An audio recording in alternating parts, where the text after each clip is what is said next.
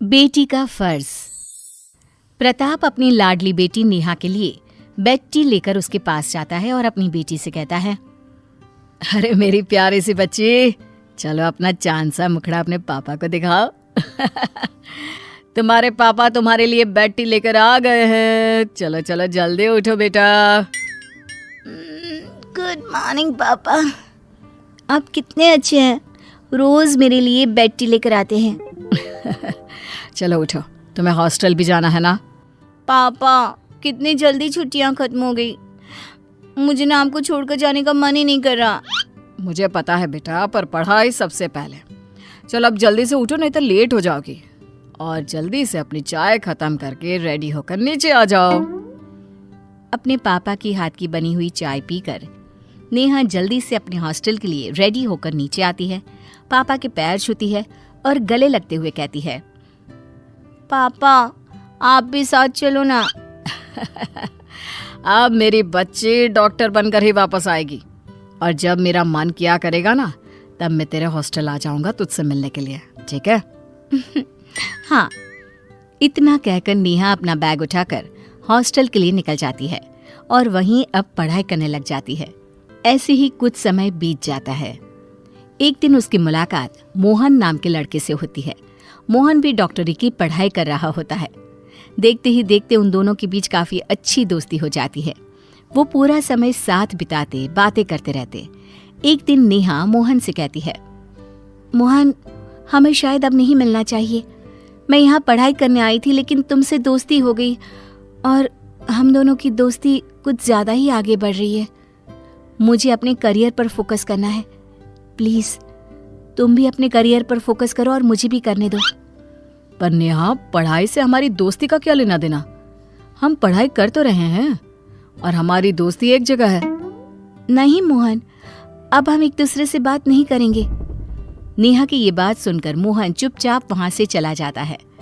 ऐसे ही कुछ दिन और गुजर जाते हैं, जिसके बाद मोहन नेहा के पास आता है और कहता है, नेहा, मैं तुमसे बहुत प्यार करता हूँ और मैं तुमसे शादी करना चाहता हूँ, और इसीलिए मैं तुम्हें अपनी माँ से मिलवाना चाहता हूँ।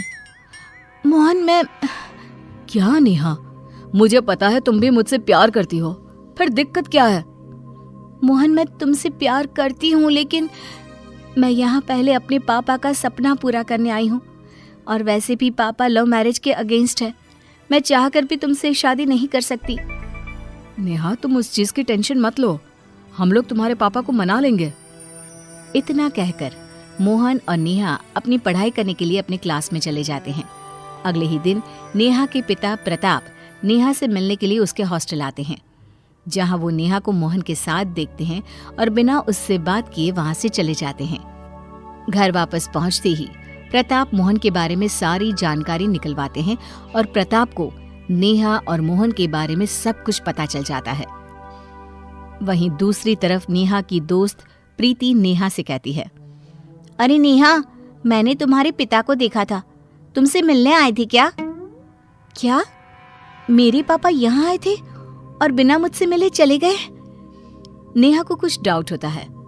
अब 2 दिन बाद नेहा अपने घर जाती है और पापा से मिलती है, जहां उसके पिता उसको देखकर कहते हैं, नेहा, वो लड़का कौन था तेरे साथ? कौन सा लड़का पापा? तुम्हें अच्छे से पता है मैं किसकी बात कर रहा हूँ। मोहन, कौन है वो? पापा मैं आपको बताने वाली थी।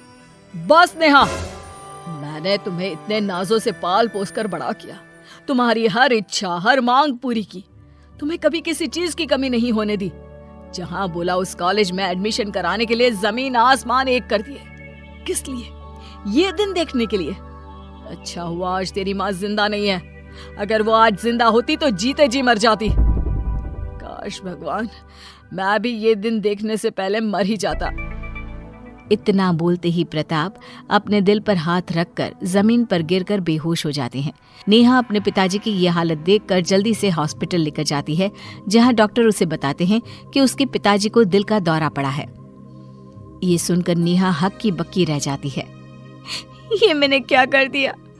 आज मेरी वजह से पापा जिंदगी और मौत के बीच पहुंच गए।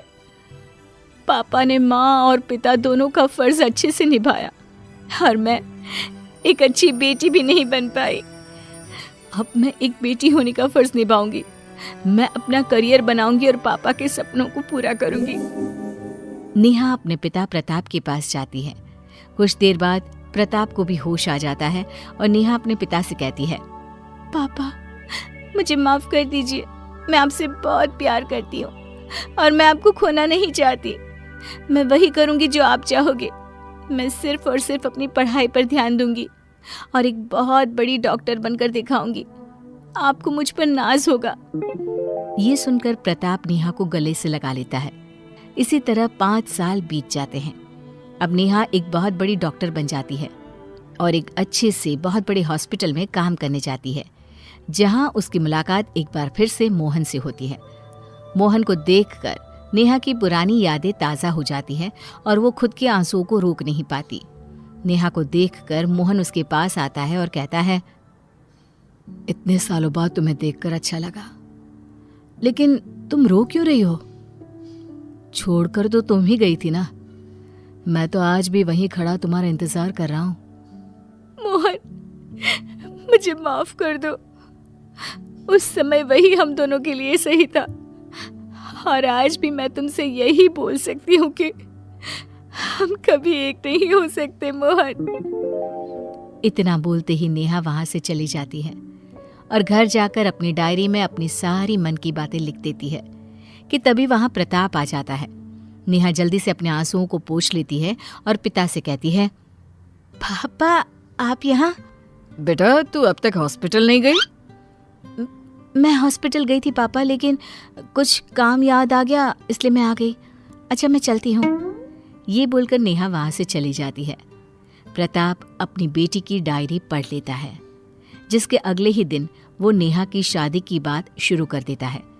नेहा भी अपने पापा की खुशी के लिए एक बार भी बिना कोई सवाल किए या लड़के की फोटो देखे बिना शादी के लिए हामी भर देती है। दिन बीतते हैं और शादी हो जाती है। अभी तक भी नेहा ने अपने पति का चेहरा नहीं देखा होता। शादी के बाद ससुराल पहुंचकर जब नेहा अपने कमरे में जाती है तो वहां मोहन को देख हैरान रह जाती है। तुम यहाँ क्या कर रहे हो? मुझे कुछ समझ में नहीं आ रहा। ये तुम्हारा घर है? कहीं मेरी शादी तुम्हारे भाई से तो नहीं होगी? मेरा कोई भाई नहीं है नेहा, और रही बात शादी की तो वो मेरी हुई है तुमसे। क्या?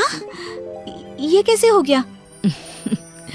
जिस तरह तुमने अपनी बेटी होने का फर्ज निभाया, उसी तरह जब तुम्हारे पिताजी को पता चला कि हम दोनों आज भी एक दूसरे से कितना प्यार करते हैं, तो वो हमारे प्यार के आगे झुक गए और खुद आकर उन्होंने ये रिश्ता पक्का कर दिया और हम दोनों की शादी करवा दी। और तुम्हें कुछ भी नहीं बताने के लिए उनसे मैंने ही कहा था। क्यों, लग गया ना झटका? जिसके बाद नेहा और मोहन हंसने लगते हैं और अब नेहा अपने ससुराल में अपने पति और सास के साथ खुशी खुशी रहने लगती है। प्रताप भी अपनी बेटी की खुशी में खुश रहते हैं।